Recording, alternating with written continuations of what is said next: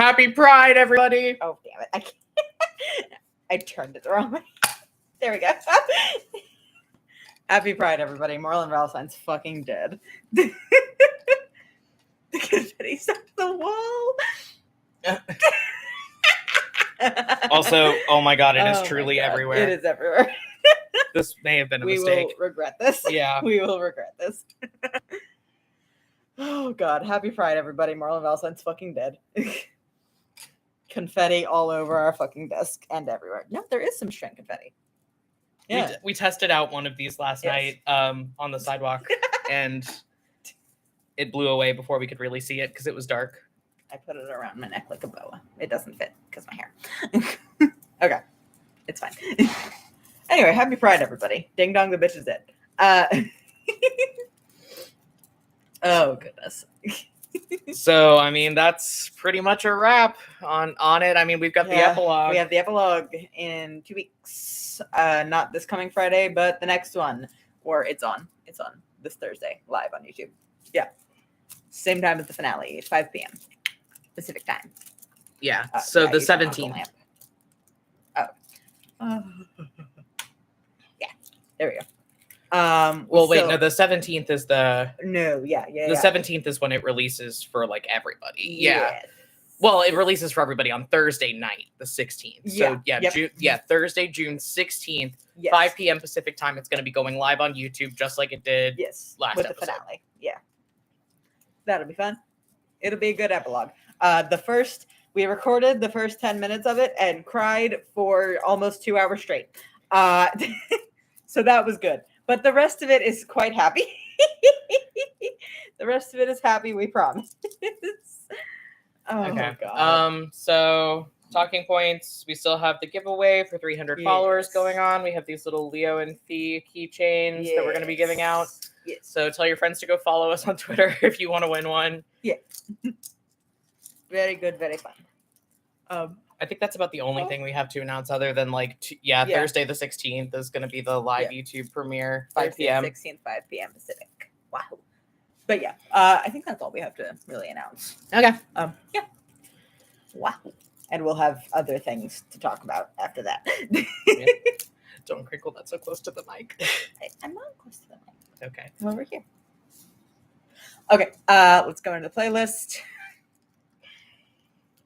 Yes, we opened it with an MCR song. We're trans people. Like, what do you expect? What do you expect? It's Foundations of Decay, which is the new one, and we've listened to it so many times each. It was mostly a scene setter for the finale. Yeah, it was mostly a scene setter, but let our bodies lay while our hearts will stay. Let our blood invade if I die in pain.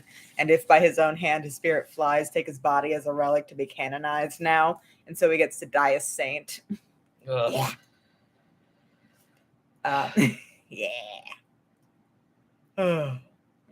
You must fix your heart and you must build an altar where it rests. When the storm decays in the sky, it rains. Let it flood, let it flood, let it wash away. And as you stumble through your last crusade, will you welcome your extinction in the morning rays? And as the swarming calls, we lay in the foundations. Yikes. Yeah. Ooh, MCR, my beloved. I'm so excited they're back. Next one was a Fee song. It was You Asked for This by Halsey. Yeah, it was very much like the reaction to Elisha's death. Like, we closed last week with Romulus by Sufjan Stevens, and that was the immediate reaction. But like for this episode, now what the fuck does all this mean? You know, I'm still somebody's daughter. See, I spilled the milk you left for me. My tears are falling flawlessly now. And then the chorus of "Go on and be a big girl. You asked for this now." Yeah. Wow. Yeah, that was basically it. I want my cake on a silver platter. I want a fistful in my hands. I want a beautiful boy's despondent laughter. I want to ruin all my plans. I want a fist around my throat. I want to cry so hard I choke. I want everything I asked for. Fee's not having a good time. Nobody's having a good time. We have a happy ending. The ending is happy. Oh, goodness. Then it was Black Sheep by Dorothy. This was just kind of a mood setter for the actual combat. Like the lyrics are good, but it was more of just, it was combat music. Yeah. I feel it in my bones. I was born to break every curse, every chain. So true. Oh wag. Oh wag. Sorry, we're getting things sorted out. The Bomb by Florence and the Machine. That was the Merlasha Swan song. We couldn't. Okay, so I think it's important to discuss this. We were going to use No Children by the Mountain Goats, but we couldn't. Because, like, yeah, you're damn right you are coming down with me hand in unlovable hand. But we wasted it on Sabine and the Captain in season 2. Like, mid-season 2, we wasted it. Very sad. Very upsetting. C'est la vie. I think the bomb worked. You said this could have been the best thing that ever happened to you, so you decided not to do it. Now you come back every summer like a carnivorous flower, and I stare at your hands in the heat, and I think that they are the most beautiful thing I have ever seen. But if I was free to love you, you wouldn't want me, would you? Unavailability is the only thing that turns you on. Come here, baby, tell me that I'm wrong. I'm gonna quote this whole song. It's blown apart my life for you, and bodies hit the floor for you, and break me, shake me, devastate me. Come here, baby. Tell me that I'm wrong. I don't love you. I just love the bomb. Yeah. It's also the last 2 lines of, and I'm in ruins, but is it what I wanted all along? Sometimes you get the girl, sometimes you get the song. Woo. Hand in unlovable hand. Hand in unlovable hand. We've been saying hand in unlovable hand for Merlasha as a joke for so long, but like, genuinely, it's not a joke anymore. I don't think it's a joke anymore. Hand in unlovable hand. Wait, I hope you die. I hope we both die. Well, yeah. Well, yeah.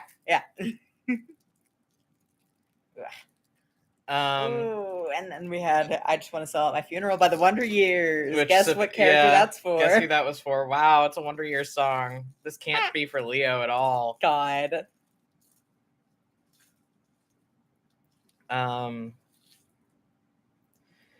The chorus, I just want to sell out my funeral. I just want to be enough for everyone. I just want to sell out my funeral. Know that I fought until the lights were gone. So bury me, or no. I do like that whole verse. Yeah, I'm walking through harbors and churchyards. I felt the snow crack under my feet. I'll stay thankful for mild winters, for every shot I got at anything.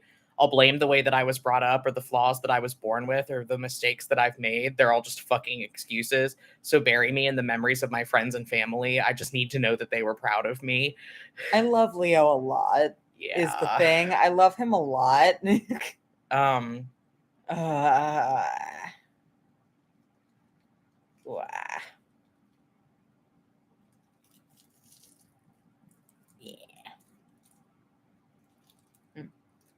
I know how it feels to be at war with a world that never loved me, which is from another song that we've used for Leo. From like several different songs. Yeah. From The Devil in My Bloodstream, Cul-de-sac, and Chaser Interpolation. Yeah. We've only used Devil in My Bloodstream. Interpolation is what it's called when it does that. Yeah. It's the interpolation from The Devil in My Bloodstream. He's reading off the Genius page, and it's Yeah. Because I'm sick of seeing ghosts, and I know how it's all going to end. There's no triumph waiting. There's no sunset to ride off in. We all want to be great men, and there's nothing romantic about it. I just want to know that I did all I could with what I was given. So true. Layer of Valsine, everybody. Wow. There's a reason like every Wonder Years song goes on a Leo playlist. Oh god, if you sign up for a Patreon, $3 a month. Yeah, we do have a Leo, but it's all Wonder Years playlist, and a Fee, but it's all Mountain Goats playlist. And speaking of the Mountain Goats, I'm glad we didn't use No Children, because I wouldn't have wanted to use 2 Mountain Goats songs on the playlist. And I'm glad we could use this one for like that last shot of Soren in the Tower. It's called The Last Place I Saw You Alive by the Mountain Goats. I walk the narrow path these days. I can't see going back to my old ways. Call to mind sometimes that bloody, stinking mess. Us worms turn into butterflies, I guess. But then I pass the last place I saw you alive. It's changed since you were here, or else it hasn't. It was special. It was deadly. It was ours, and then it wasn't. Yeah. It's only now and then you come to mind. There's a trillion things you left behind. It's just the way the math works out. Nothing really to get worked up about. I hate everything. We recorded the direct sequel to that scene. Like, we recorded the continuation of that last shot for the epilogue. That was what made us cry for 2 hours. That was what made us cry. It's like a 10-minute... It's going to be like a 10-minute song once it's edited. A song? 10-minute scene. It's going to be like a 10-minute scene once it's edited, and it broke us. It's a happy ending. Most of the episode's going to be happy. We were sitting here yesterday. I have this little thing. It's like a spray bottle, but it has a fan on it. Missed away the tears. And we were like taking breaks to like mist our faces because we were crying so hard, and our faces were all like red and sweaty and swollen. Yeah, because it was hot yesterday too, and we were like, no, I can't do this. We had to cool down. We would occasionally like wave for a recording break and just be like, moisturize me. Oh god, it took us like 2 hours to get through the scene. Oh yeah, we were both like ugly crying. It was bad. It was bad. So most of the epilogue is happy. It's a really happy episode, except for that scene. Yeah, so have fun getting hit with a sledgehammer with that, like real directly out of the gate in the epilogue. So we're sorry. There was no other place it could go. Yeah. Anyway, into our questions. Our first question was, so how are you guys feeling? Glad that we're done recording that part of the epilogue. Glad that we're done recording that part of the epilogue. I'm satisfied with the finale. Like, I think it was good. I think we did good with it. I like how it turned out. Yeah. I mean, like, so much of it we didn't really have control over because it was up to the dice. But I think the way we set it up was good. Yeah. I wish that I had rolled better. You rolled fine. I did you not. You had a couple bad rolls. I was down to critting on an 8 because I failed so many fucking things. Al, you succeeded most of the saving throws, though. It could have been worse. Yeah, I succeeded on a lot of the saves. I just couldn't hit him. Which, like, in retrospect, now I'm like, oh, you idiot. Why didn't you just go to spells that, like, he had to save against? Because, like, I figured that out later. I was like, why do I keep trying and flick? Like, why do I keep trying roll to hit spells on him if I'm rolling this bad? I think it was because I kept, like... You kept wanting to crit. I kept wanting to crit. Yeah. Like, I'm like, okay, I'm down to a 10. I could do that. I can roll over a 10. Like, I'm going to crit on him. And I just... And then rolled a natural 4. And then I just... And then you just couldn't. No, I get why it was happening, because you really wanted to crit and use your new item. And you did eventually. Eventually. When it was good thematically, you did. Yeah, on a fucking bonus action attack on spiritual weapon. Woo, I got to do 4d8 damage. It was vindicated though. I felt very vindicated when that finally happened. Well, and also Moreland has fuck off good saves for like everything. Yeah. Like let me pull up Moreland's sheet.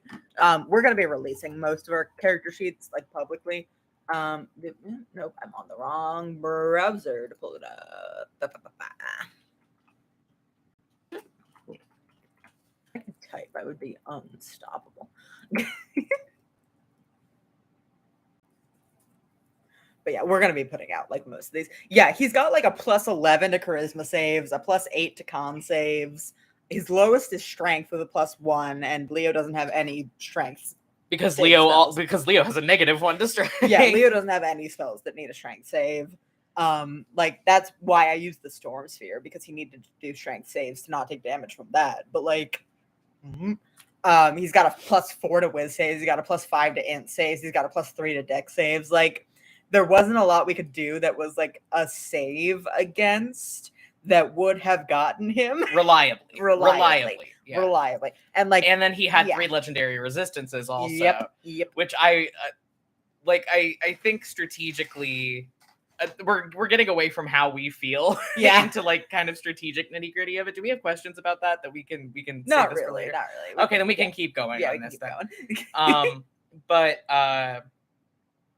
yeah, I think strategically I was kind of proud of like, okay, we got to get these legendary resistances out of him, because like that's why I was waiting to do harm. Yeah. Because I didn't want him to legendary resistance out of it if he failed. Yep. but he succeeded on the save, so I got to use my legendary unresistance. I don't remember what spell it was, but like there was one where we were looking at it and we were like, okay, Leo still has his legendary unresistance, and Moreland still has a legendary resistance. So if he fails, he can make it so he succeeded. But if he succeeds, Leo can make it so he failed. And I think he ended up succeeding on that, or I think he ended up burning a legendary resistance on that. Yeah, it was the command. It was the command to try to get him out of the air. Yes. Because my strategy with that, I'm kind of pissed it didn't work, but like I ended up doing a cooler thing later on, so it was fine. It's okay. Like, we're not gonna wait for them. Yeah. Yeah. I know, it's just loud. But like I was kind of pissed at the moment that it didn't work, but I ended up doing something cool later, so it was okay. But like my idea with the command spell was that he was flying, he was 40 feet off the ground, and he was in the storm sphere, and then also he had that sickening radiant spell up underneath it. So my idea was command him out of the air. He takes the fall damage from falling the 40 feet, and also he enters the sickening radiance and has to roll a save against his own spell. Yeah. But it he stayed up there. He stayed up just there. flapping around. But he burned 2 of his legendary resistances, I believe, on those command spells. Mm-hmm. So like,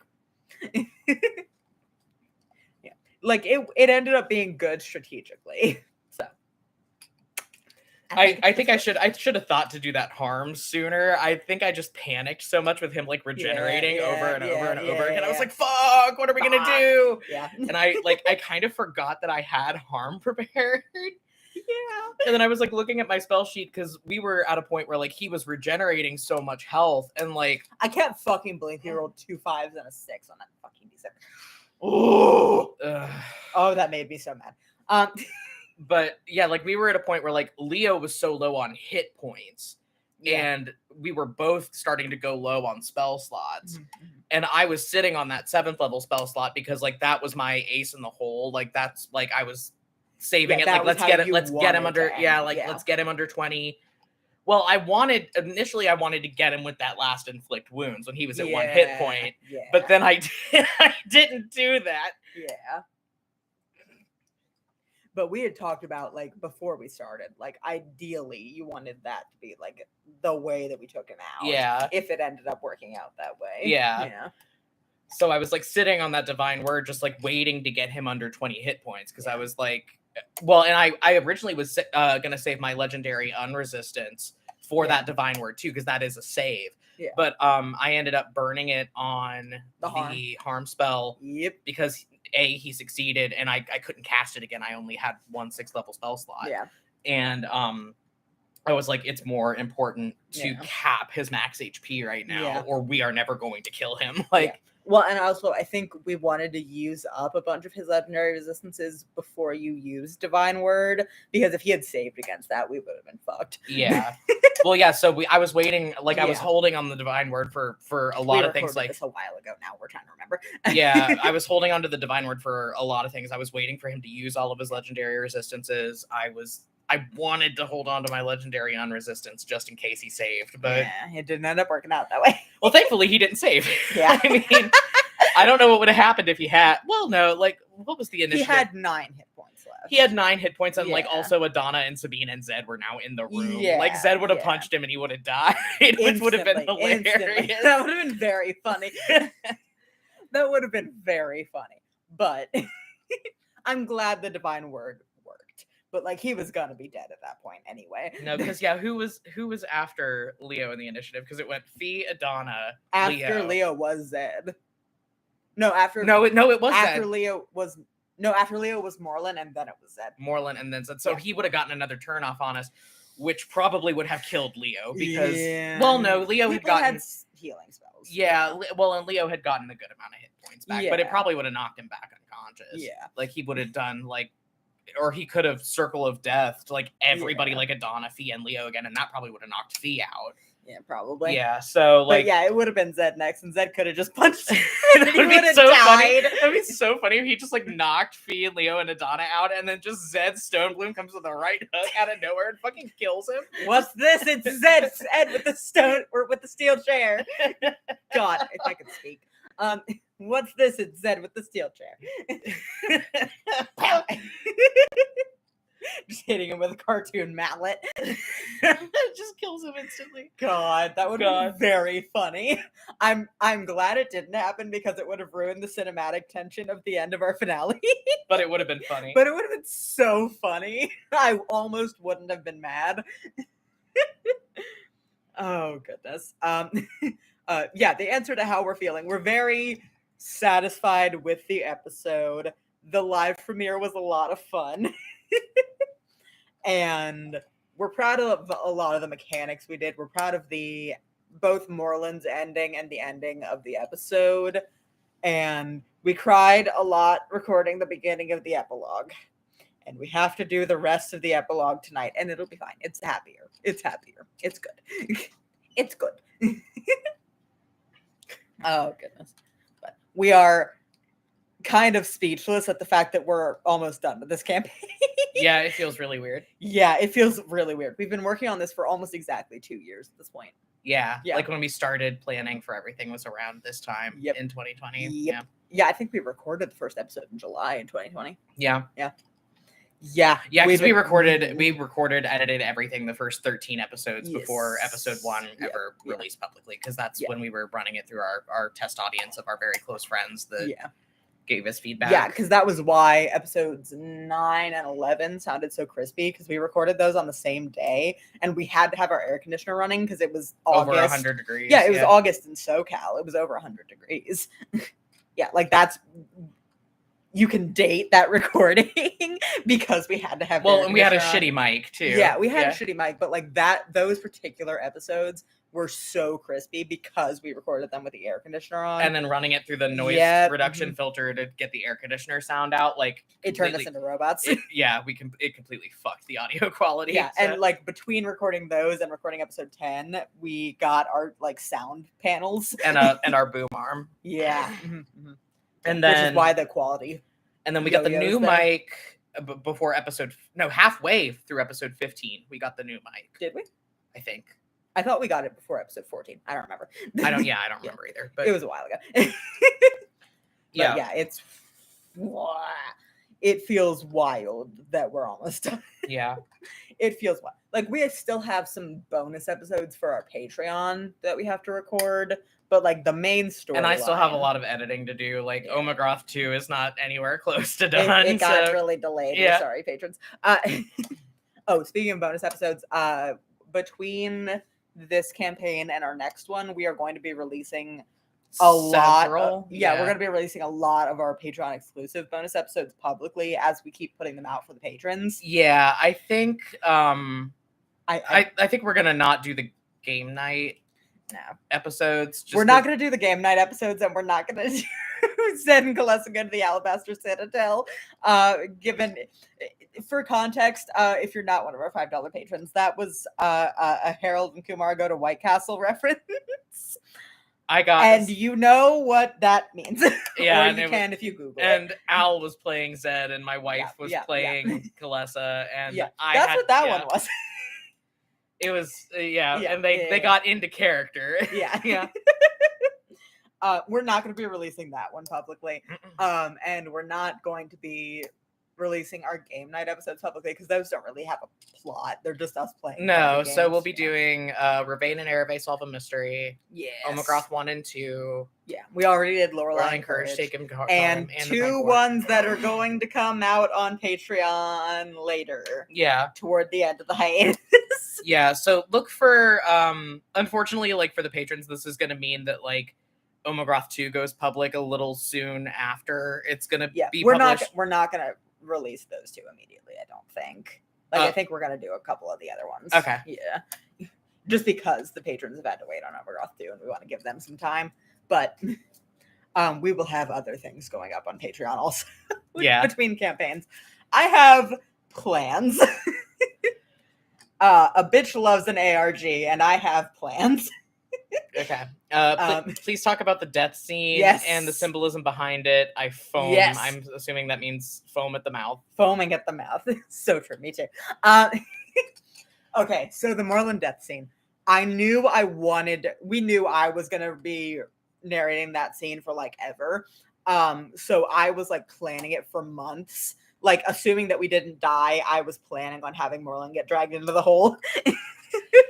Well, and I appreciated how that worked in with like Leo's shit too, because like I like we did not want it to be a thing of like, oh, but if I kill the old abusive man, I'm no better than him. Yeah, he's no, going to that's be shitty. spared. Like, no, Fuck that's off, Batman. no, like, yeah, shut the fuck up with that. Yeah, and like that's no. If you kill somebody that has done like mass murder, you are still better than them because you have killed one person.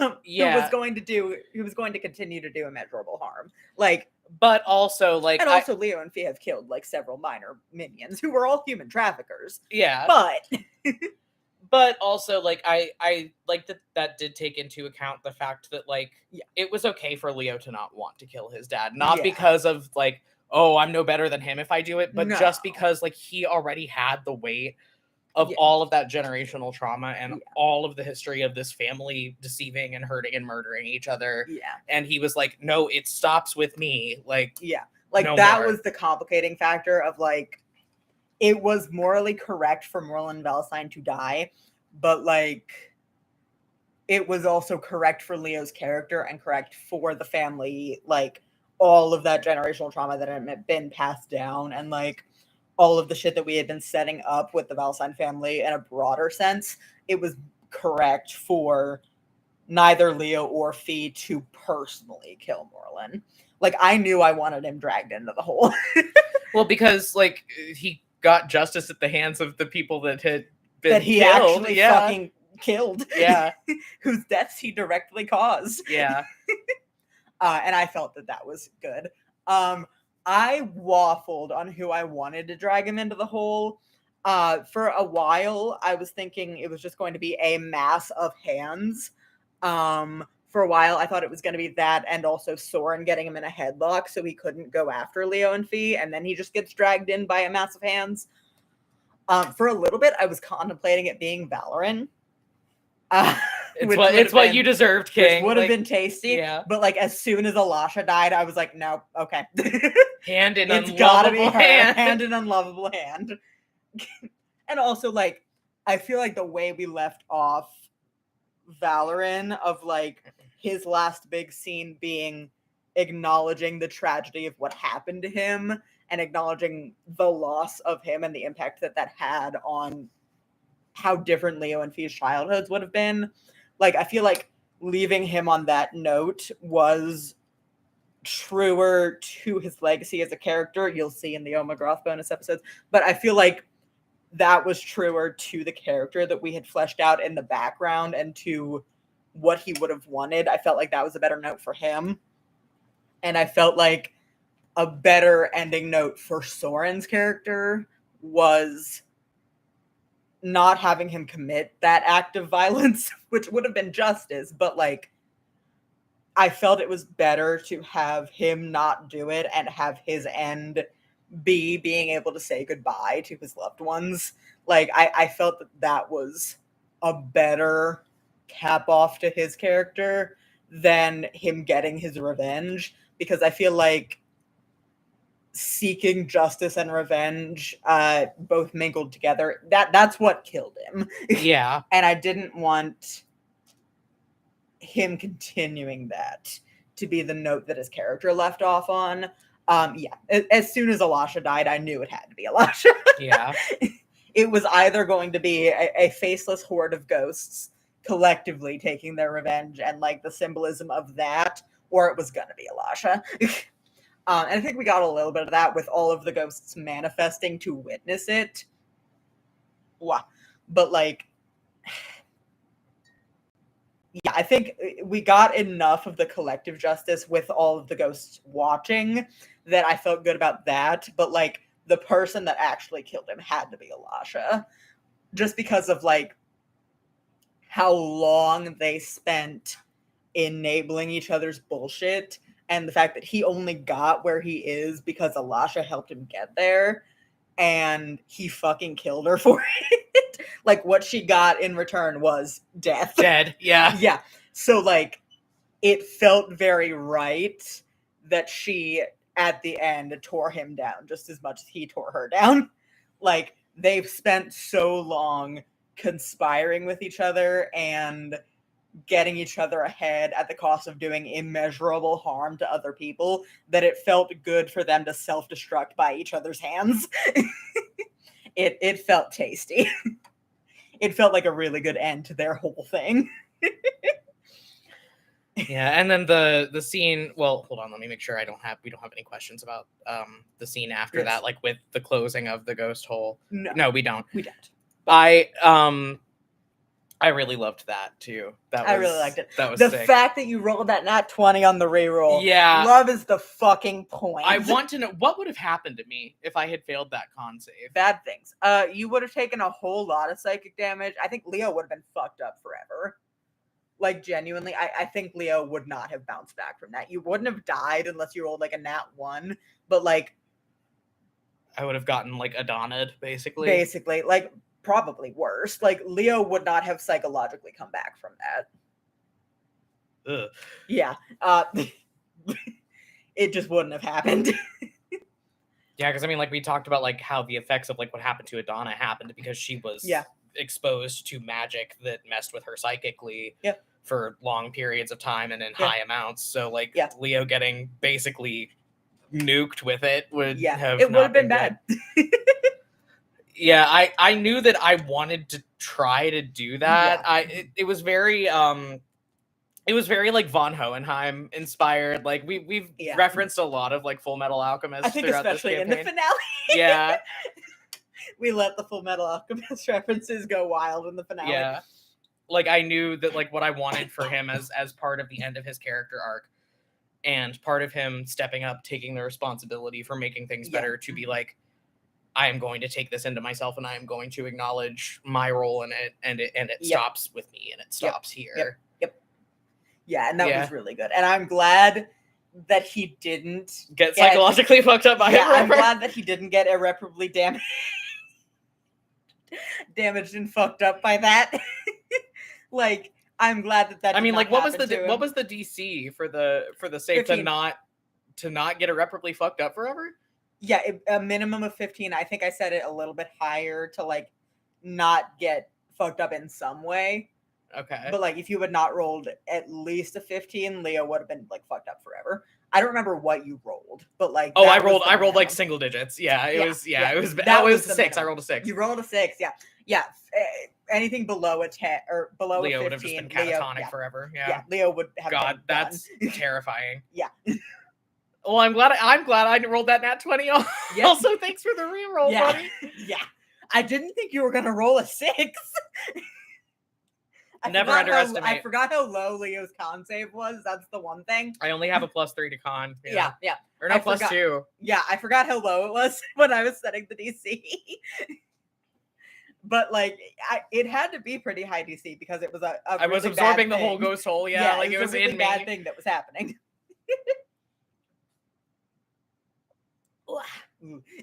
It was bad. But yeah, I loved that scene. That was really good. I really liked it. I'm so glad you rolled that nat 20. That was so... It was juicy. It was juicy. Love is the fucking point. Like, I feel like that... It's very nice when the dice go with your themes. It's like that one time in season 2 where they were addressing the conclave in Pearlport and like Leo did that whole speech and fucking rolled and he and the captain rolled back to back that 20 persuasion checks. It's very nice when the dice go with your themes and go with your story. That's the thing about tabletop shows. Is when the dice hit. When the dice hit. Adana rolling in that 20 to fucking punch her husband in the face. Yeah. True Love's nat 20 is a thing for a reason, and oh god, it's good. Okay, our next question. Oh goodness, our next question was: do you have a favorite moment for each of you? Please share. I don't know if they're referring to because the same person had a lot of overarching questions about the campaign, so I don't know if they're referring to the finale or the campaign in general. Let's just answer both. My favorite moment in the finale was the fucking reroll and the nat 20. I was gonna say that too. Yeah. I think that was my favorite thing. Like That was so satisfying. Yeah. I liked, for comedy reasons, I liked Fall. No. I liked that. And then the second time, Fall, goddammit. I liked that. I also liked Zed desperately trying to punch a ghost. And it not working. I think Zed is so funny. I love him so much. He can have it all. He's hot. He's funny. God. I love him. But yeah, I thought that was very fun. I enjoyed the Moreland voice acting that I got to do. It was good. Yeah, I enjoyed doing absolutely fucking unhinged Moreland. Yeah, it's fun. It's fun, isn't it? It's fun. I get to do a little bit of it in Omegroth. In Omegroth too, and like I did like a little bit of it at the end of Terms of Engagement. But like But yeah, at the end of Terms of Engagement was yeah. I like when I get the chance to do that, because I got to do it here and I got to do it in the what was it called? A Worthy Opponent. Mm-hmm. A Worthy Opponent in season 3.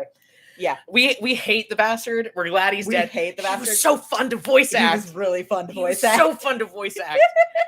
We hate the bastard. We're glad he's dead, but he was really fun to voice act.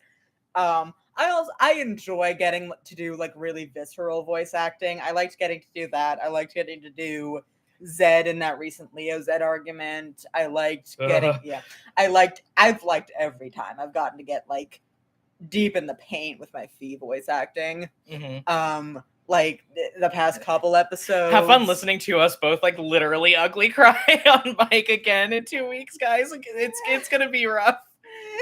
We don't know how to content warning for that other than like real extreme sad. Like real extreme sadness, Barry and Al actually crying, actually sobbing on mic. Like, I think I'm going to put in the content warnings document. I do all the content warnings. I think I'm going to put in the document the first 10 minutes are quite sad, along with all the other warnings. Oh God. But yeah. I've enjoyed it every time I've gotten to get deep in the paint with the Fee voice acting. I liked the last couple episodes, everything I did in the last couple episodes. I liked season 1, episode 17. Speechless was really good. It let me flex my chops. I liked a lot of everything that I did in season 2. I liked pretty much everything I did with Fee in season 2. Like I like getting deep in the paint with my voice acting. It was very easy with Fee. I think I'm going to have some moments like that because we're thinking about our second campaign. I'm going to have a lot of good moments like that with my campaign 2 character. It's just going to be harder to get into the voice, because getting into the Fee voice from the way that I talk is not hard, because I just have to adjust my vocal posture and bring it down a little more, and then I'm in the Fee voice. But like, ditto for me, because like, basically I just have to be a little bitchier, and then I get into my Leo voice. Like, I don't really raise the pitch at all. I just adjust my vocal posture a little bit, and I like try to sound kind of like a bitchy high school mean girl ass motherfucker, and that's my Leo voice. Yeah. We're going to have to. It's going to be a lot of flexing for second campaign. Yeah, our character voices for campaign 2 are way harder. Yeah, they're difficult. Okay. We need to circle back. Yes.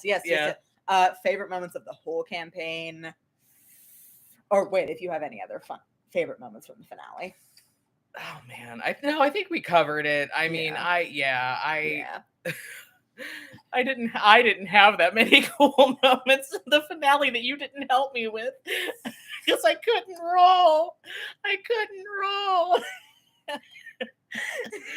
We Barry cleansed our dice and got all the badness. I don't know what stank.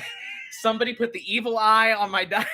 I don't know what kind of stank was on those things, but it was bad. I could roll nat 20s when it counted, though. Yes, I could roll nat 20s when it counted, because I rolled the nat 20 on that save against the sick ingredients, and that was fun. I liked that. I like that. Yeah, when we both just went fuck you to the sick ingredients on the first round. God. Oh goodness. But yeah, whole campaign. Oh man, it's like a 3-way tie. Go ahead. The scene in season 2, episode 11, where Fee died, and Leo revivified her. Also one of my and favorites. Then did the control water, around the ship. This was a cool thing that Barry did with the soundtracking. The soundtracking from that episode, A, the scene where Fee died, and B, when Leo did the control water, we brought both of those back. Yeah. Yeah, it was a really cool thing that he did. So the soundtracking there was if you listen to it, you hear it, I believe, 4 times throughout the podcast. The first time we hear it is in season 1, episode 21. And it's this the soundtrack that's playing when Fee gets caught in the portal and Leo makes the decision to reach in and pull her out. And then the second time we hear it is during the revivify scene. The third time we hear it is when Leo's having his fucking mental breakdown in season 2, episode 19, when they're water walking over to Valder, and Fee stays on the beach and takes his hand and they walk over together. And then the fourth time we hear it is in the finale where he makes the decision to not let go of her hand and he makes the decision to let that power go. So like each time it does have the element of like taking each other's hand, which like is directly related to the whole Elander and Justice thing. Like, I put a lot of thought into the soundtrack. It's really good. And then the scene from when the soundtracking from when he did the control water around the ship. What scene did we use that for with Fee? I think it was when Fee did the Storm Sphere. When Fee did the Storm Sphere, yeah. Yeah, I think that was the same soundtracking, both of those. Yeah. It was really good. It was really good. I liked it a lot. I think whole campaign, as far as like Fee moments, I think my favorite one was that speech she gave to the captain about what was the phrase? I have to believe it was something good. No, it was I've had enough of making myself a smaller woman. Yeah. That I really liked being able to give that speech. That was really good. And Fee's big polyamory scene, which I believe was a separate one in the same episode. Yeah. Oh goodness. It's polyamory good actually. Yeah, it's a 3-way tie for me between the season 2 episode 11 moment, the entirety of the Leo Zed scene and Off the Rails. Yeah, it was really good. It was really good. Yeah, I like doing that. Yeah. God,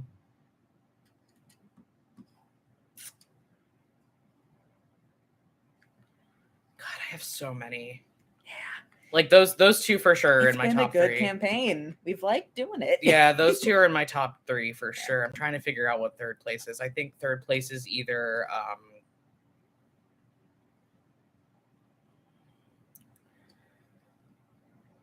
third place is either actually the Leo Zed fight.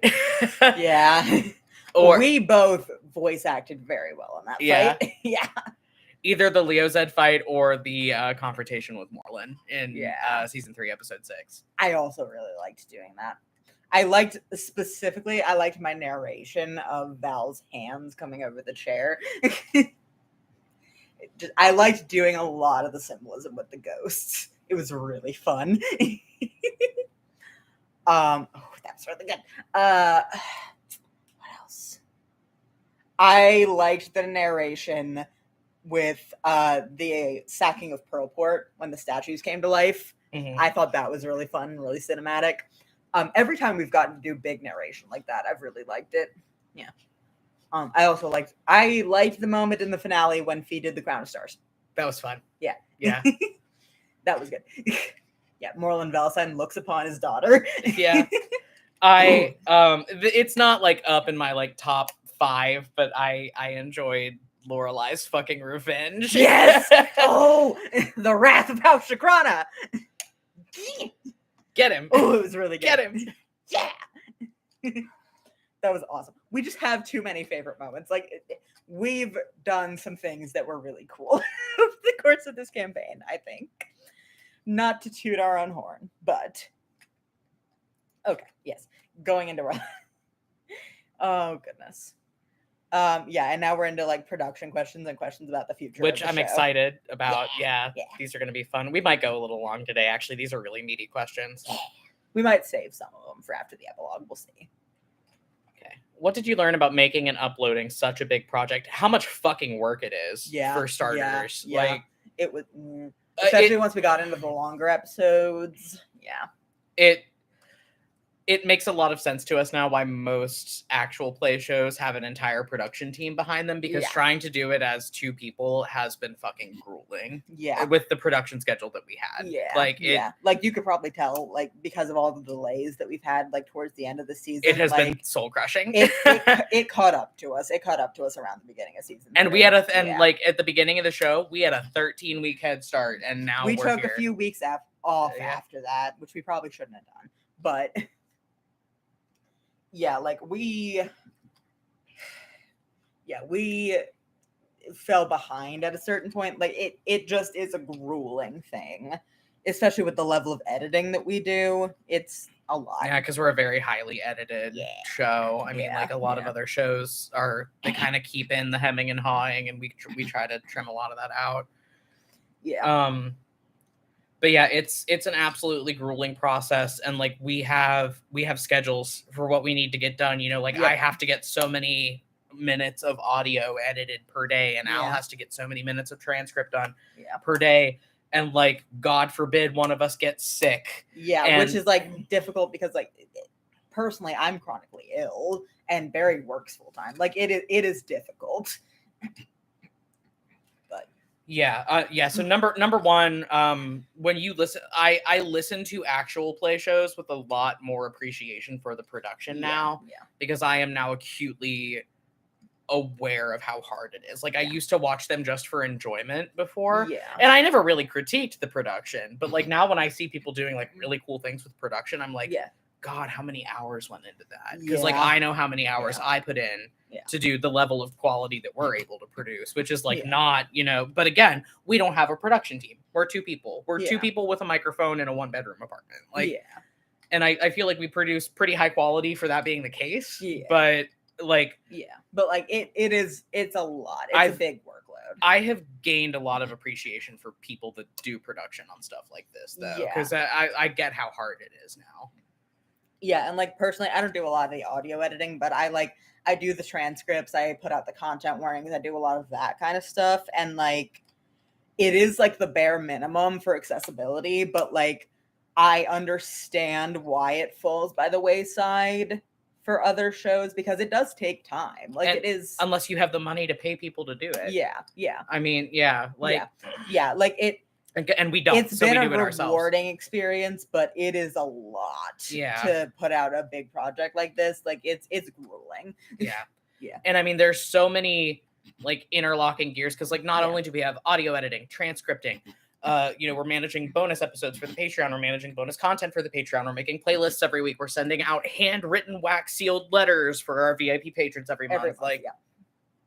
So, like, I have to sit down and write, like, 17 letters a month and wax seal them by hand. Especially for this campaign. Like, I think next campaign we will be able to we will both be able to work on those. But, like, I have bad handwriting. I have,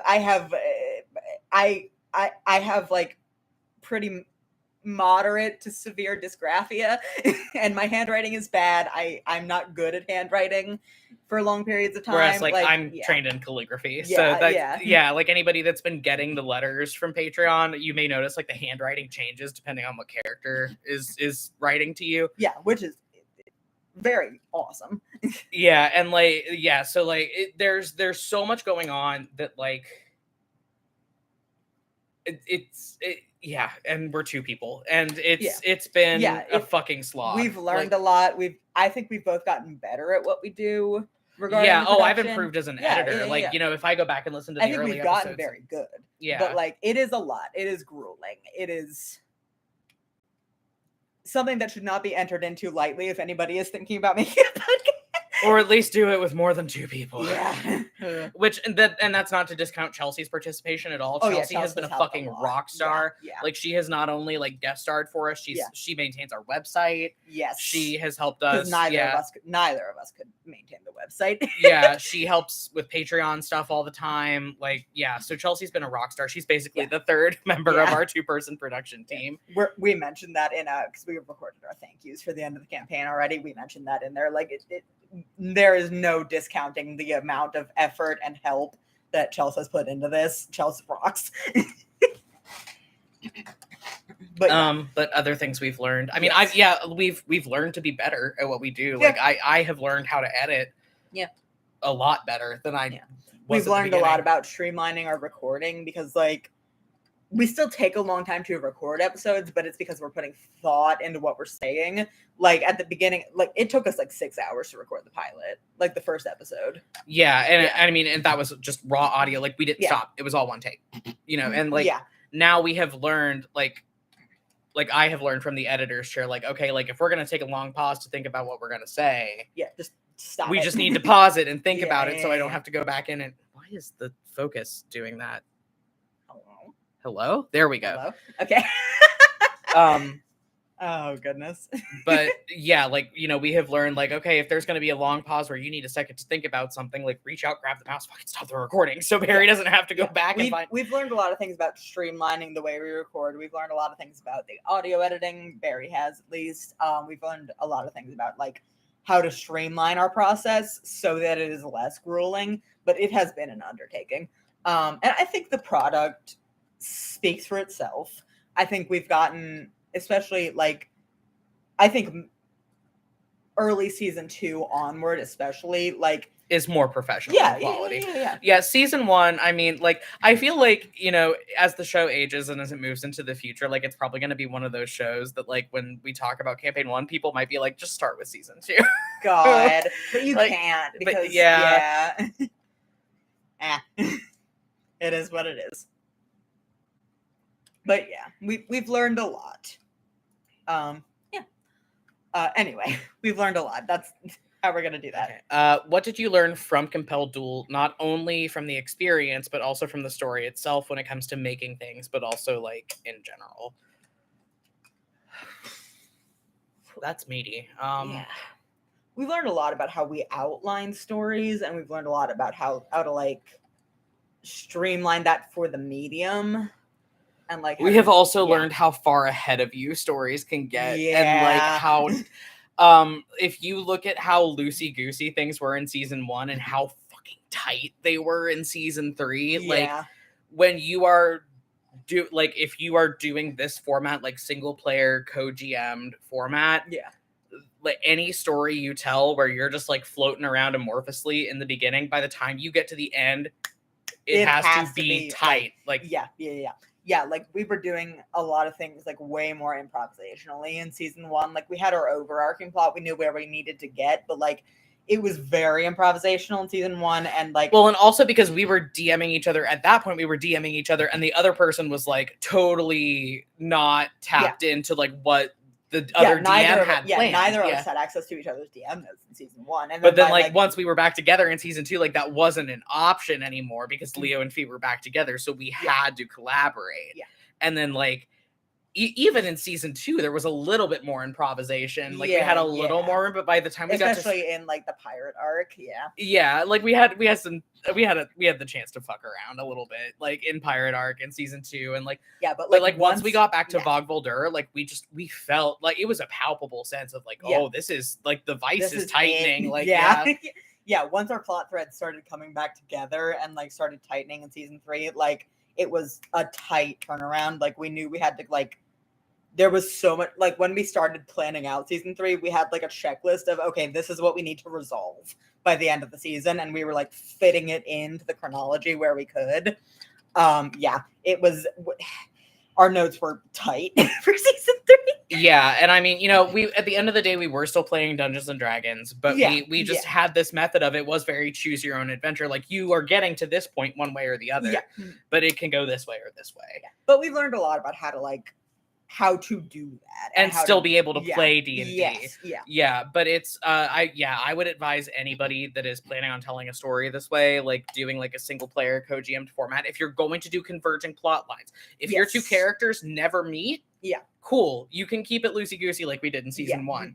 But, like, if you're gonna have two characters coming together and telling a story together in the same sphere, is key. Communication is key, and, like, it's gotta be tight. You've gotta have plans. Oh, like, we're not gonna have time for all these meaty questions that we got. We have 2 more. Yeah, from the story itself, we can go a little bit over. I don't care. What did we learn from the story itself? I mean, it touches on a lot of themes that are very near to our hearts already. Things about family and community. I have learned a lot from Leo about accepting that you are worthy of love and worthy of happiness, despite how fucked up you are. Everybody jokes about D&D being a lot of like self-therapy, but like genuinely. Yeah. Oh goodness. Anyway, our other meaty questions. What did you learn from campaign 1 that you'll do differently in campaign 2 when it comes to storytelling and general episode creation, or anything like writing characters, world building, and using the podcast medium? World building is a little easier in campaign 2 for reasons that we can't really discuss yet. But everything I've learned about world building, I've learned from campaign 1. Yeah. Or from projects that I did before campaign 1. Like, I feel like a better world builder because of campaign 1. I think we made a really cool world. Like, again, you know, when I win the lottery, I don't play. I'll take a year off and write the Illyri source book. But do you need out, my love? Okay. Sorry, Chelsea's coming out. Yeah, we can't talk too much about the world building of campaign 2. Spoilies. Next Q&A we can talk a little bit, not a lot. Yeah, because we're going to be talking more about going into campaign 2 next time. But yeah, storytelling. I think we're just gonna be able to keep in mind, like, from the get-go, of like, we're not gonna get comfortable when we're able to do it all loosey-goosey at the beginning of campaign 2, because now we're gonna know what's coming. Yeah, and we're gonna be able to prepare ourselves for it. Because we've said this, we're gonna be doing for campaign 2, we're gonna be doing Monster of the Week as far as our game, and like the genre is going to be different because campaign 2 is much more like Monster of the Week horror type story, and like this one was high fantasy political intrigue. So like we are going to be able to, and it's a much smaller scale. Like, you know, it's not the fate of the world hanging in the balance. Yeah, it's going to be easier to break it up into like separate arcs, and it's going to be easier to kind of play around and be a little loosey goosey, just because it is so self-contained. One thing.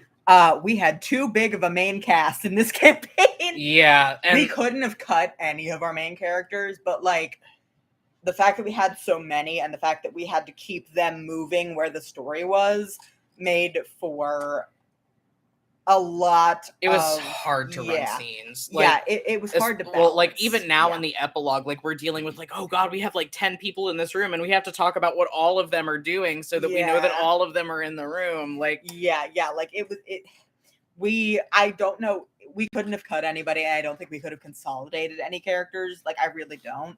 But we bit off more than we could chew with the size of our cast. Especially with only being 2 people. Yeah, and again, the Monster of the Week format and the smaller scale we're working on for campaign 2 will make it a lot easier to swap people out and only use the people that are necessary for each arc. Say hi, gay people, Chelsea. Hi, gay people. Happy Pride. Happy Pride. Happy Pride. The Master's dead.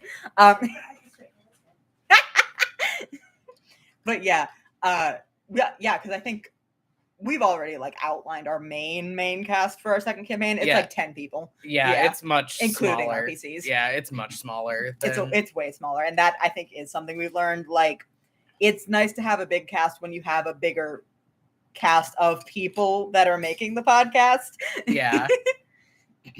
But like, we're 2 people, so like having as much of a main cast as we did this campaign is it just got away from us. Yeah, we have a main cast of like 10 people, I think, between the 2 of us, and like more than that. We have on Team Leo, we have no. I'm talking about campaign 2. Campaign 2. Yeah, we have a main cast of like 10 people, and then we have a small supporting cast of like characters that like will be recurring, but we don't see super often. Yeah, and they are all like directly tied. All the recurring ones are like directly tied to one of the main characters, so like it's easier to work them in, and yeah.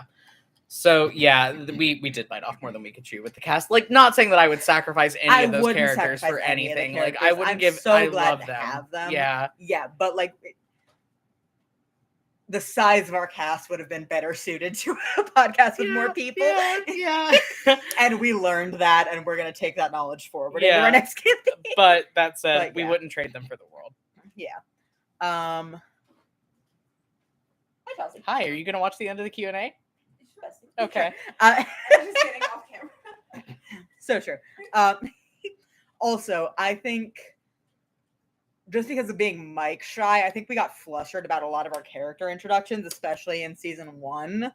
I think personally, I think I'm going to write out the introductions for the NPCs that I'm introducing, like before we actually record their introductions. Like I'm just gonna write it out so I have everything. Yeah, I mean, I think that might be a point of divergence for us because I That's felt fair. good about my character introductions. That's fair. That's fair. Yeah, I just feel like I got a little Mike shy and got a little flustered about like trying to give all the essential information about this person without ruining the pacing of the scene. So I think I'm gonna be more careful about that. Okay, last question. What would you have done recently here? Not necessarily differently, I think. Or done. Oh, okay, done Yeah. differently here. Not necessarily what you're going to do in campaign 2, but like more of, oh yeah, we could have handled that differently. Like as far as campaign 1 goes. I mean, there's a lot that in retrospect we could have done differently. Like we were just talking about the cast size. Like again, we wouldn't trade any of them for the world, but like it was big. And it, like towards the end it got size. Very unwieldy. I would have done a lot of character introductions differently. I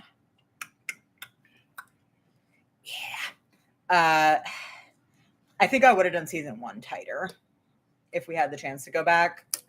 Yeah, because like we still had, there are still like Easter eggs, you know, sprinkled throughout season 1. But I think how loosey-goosey it was and how much we'd like at that point didn't really know what we were doing. Yeah, like we had the broad strokes of our plot. But it shows through in season 1 that it was kind of like, there are moments in season 1 where like it kind of lulls a little bit because we're just like floundering and not really sure what we're doing. Which comes from, you know, like the player being completely, like the player in the 2-player campaign, like not knowing, you know, because like I'm sure that there were moments where like I was playing as Leo where I was like, I want to go explore this like completely innocuous thing that has nothing to do with like what you have planned for your session, which like that goes differently. As somebody who's like a forever DM for like playing like actual D&D at a table, I had a subplot with Wilhelmina that would have been fun, and you just missed the clues on it. Yeah. So like, and like as somebody that's a forever DM playing like actual at a table D&D with like multiple people, like it hits different when your group of players decide to follow like some dumb innocuous thing that like takes them completely away from the plot, because then you have more people to feed off of and there's more things bouncing back and forth. Whereas like when there's 2 of you, it's much harder. It's harder to it's harder to recover from. That's what I was gonna say. The recovery is a lot harder, like because you're like, oh god, how do I, because there's 2 of us and we have these plot points we have to hit. How do I get my player back around to this plot point? I think we're going to definitely carry that knowledge forward to our second campaign of like things need to be tight. And we need to prepare for things to go off the rails. We need to have a GM contingency plan. God, oh god. Or we need to just start doing this at each other off mic. Stop. No, you don't. No. Don't go down that hallway. No, wrong. That is not, in fact, what you want to do. That is not what you want to investigate. But because Monster of the Week is a game that lets you fail forward. Because the only way you level up in Monster of the Week is by failing rolls. Well, you get experience points at the end of Mysteries. For Barry hasn't played Monster of the Week. Whoop.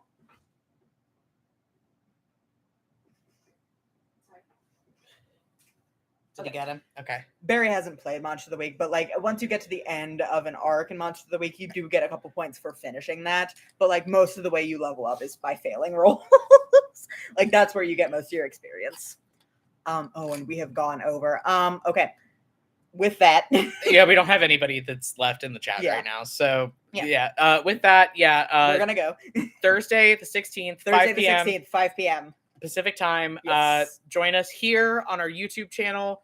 It's a live premiere. There's going to be a live chat. We had a lot of fun with the last episode. It was really good. There is, I will tell you, I know a lot of people on the live premieres and like on the episodes in general, like dip during the postscript where I like do all of our spiel. Don't. You know how when you go to a Marvel movie that there's always a post-credit scene? Yeah. And I know that's not ideal with the Marvel movies, but like nobody's gonna clean up the theater in our podcast. Stay for the postscript. Yeah. Stay for the You're gonna postscript. want to stay. This episode specifically, stay for the postscript. And that's all we'll say about that. Happy Bye, Pride, See you everybody. in 2 weeks.